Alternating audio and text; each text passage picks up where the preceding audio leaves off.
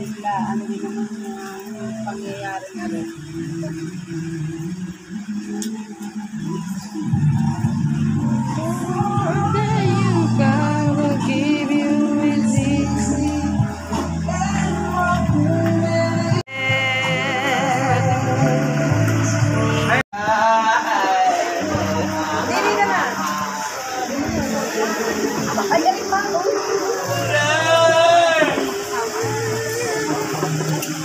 Kung meron mang pinakamahalagang usapin sa buhay, hindi po ito yung kayaman. Kaya napakahalaga po pag-usapan ang salita ng Panginoon. Sa gitna po ng pagdadalamhati, unang-una ng immediate family, Kuya Isyo, kanyang mga anak, ay sa ating pakikiramay, mahalaga po mapag-usapan ang salita ng Diyos. May babasahin po ako sa Bible. Kung may Bible po kayo sa inyong mga tahanan, pwede nyo po ito mabasa. Sabi po dito sa Book of Psalms, aklat po ng mga awit. Aklat po ng mga awit, 116 verse 15. Ganito po ang sinabi, mahalaga sa paningin ng Panginoon ang kamatayan ng kanyang mga banal. Precious in the sight of the Lord is the death of His saints. Pagpalain po ang pagbabasa ng kanyang salita. Masalangit kayo pong hapon sa gitna po ng pagdadalamhati ng immediate family. Ganoon din po sa mga nagmamahal sa Ate Merle. Ang kaaliwan ng kapayapaan ng Banal na Espiritu ay mahayag sa aming pong mga buhay at maging kasagutan sa mga katanungan ng bawat bisita na narito ngayong pong hapon. Gamitin niyo po yung mga salita upang magkaroon kami ng assurance sa buhay pong ito. Salamat po. Ang papuri ay sa iyo in Jesus' name. Amen. Sinabi po ng Bible, mapalad or mahalaga, precious. Kapag ginamit natin the word precious, saan po natin ito palaging naririnig o ginagamit? Yung salitang mahalaga. Kapag ginamit po natin sa usapin na tinatawag na kamatayan, ang salitang precious, ay meron tayong sapat na pagkaunawa or understanding about life or will of God. Sapagkat sa Bible, mga kaibigan, kung bakit unang-una, sinabi ng Bible na mahalaga sa paningin at sa kamatayan ng kanyang mga matubig.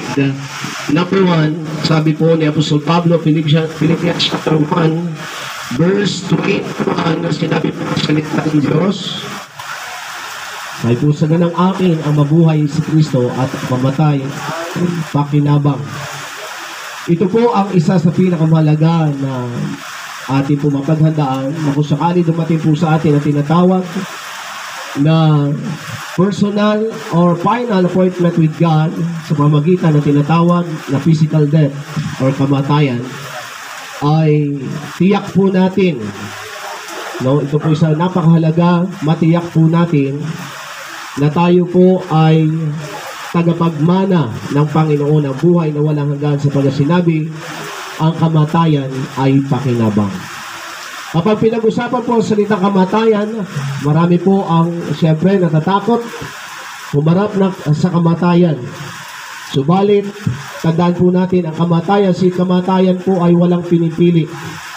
May edad, bata, matanda, may pinag-aralan o wala, mahirap, mayaman.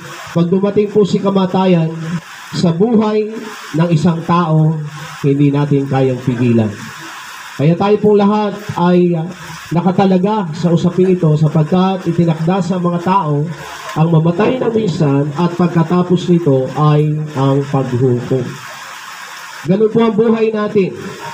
Kaya makita po natin na ang kamatayang ito, sabi nga ay una-una lang.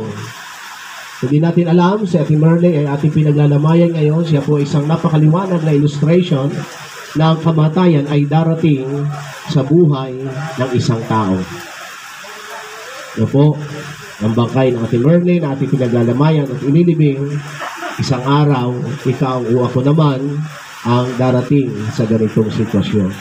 Nagpapakumbabang puso, inaamin ako po ay nagkasala laban sa iyo at sa mga damdaming ito na kung ito po ay hindi natin ma-handle na mas maayos, mas mabigat ang ating mararamdaman, pero kung kasama natin ang Diyos at ang kanyang kapayapaan, pwede po tayong i-survive, pwede tayong itawid, pwede tayong palakasin ng ating Panginoon. At ito po pag-pray natin mula kay Kuya Isyo, yung sinasabi niya, for 40 years na kanilang pagsasama ay siyempre yung bonding, ang relationship bilang mag-asawa sa sinabi ng Bible, ang dalawa ay hindi na dalawa kundi isa sa pinag-isa ng Panginoon. Subalit ito yung sumpaan na mag-asawa sa altar, tanging kamatayan ang maghihiwalay. Salamat sa Diyos na sa loob ng 40 years ay pinahiram kay Kuya Isyo sa Ate Merle. Amen. Sa loob ng 63 years ay pinahiram si Ate Merle sa pamilya ng kanyang pinagalingan. Amen. Sa tiyakasin, bagamat wala na. Okay. Lahat po kasi ay hiram. Lahat. Lahat po ay pahiram ng Diyos. At binawi ng Diyos, sabi ni Job, ang Diyos ang nagbigay, ang Diyos ang bumawi, purihin ang Panginoon. No? Kaya pag-pray po natin ang kanyang pamilya. Let us pray, laman po ng ating puso para po sa kanyang pamilya. Ama sa langit na nakakaalam ng mga damdamin at puso, kaisipan ng bawat isa sa amin. Kami po ay nagkakaisa na dinudulog sa iyo, pamilya ng Kuya Isyo, ang kanyang mga anak. Sa gitna ng padadalamhating ito, ang kaaliwan at kapayapaan niyo po ang maghari sa kanilang mga puso, sapagkat ito'y pansamantalang paghihiwalay ng pamilya. Meron kaming great reunion sa iyong kaharian, Panginoon. Kaya tulungan niyo po ang pamilyang ito na magpatuloy na magtiwala sa iyo. Paglingkuran ka na may katapatan, O Diyos, na pagdating ng takdang panahon, kami po ay magkasama-sama bilang iyong mga anak sa iyong kaharian.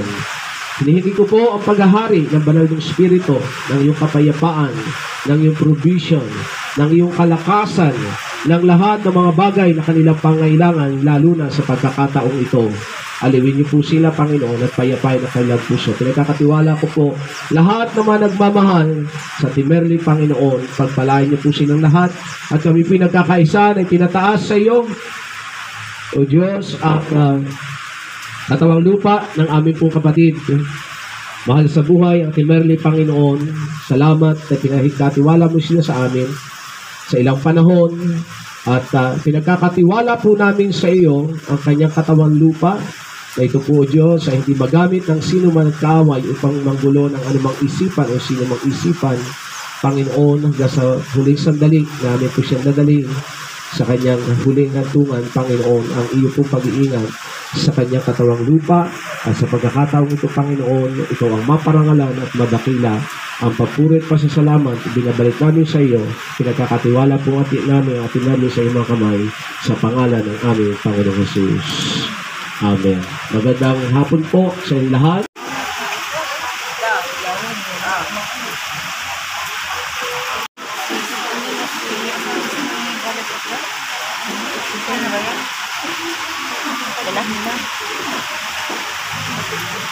Ay,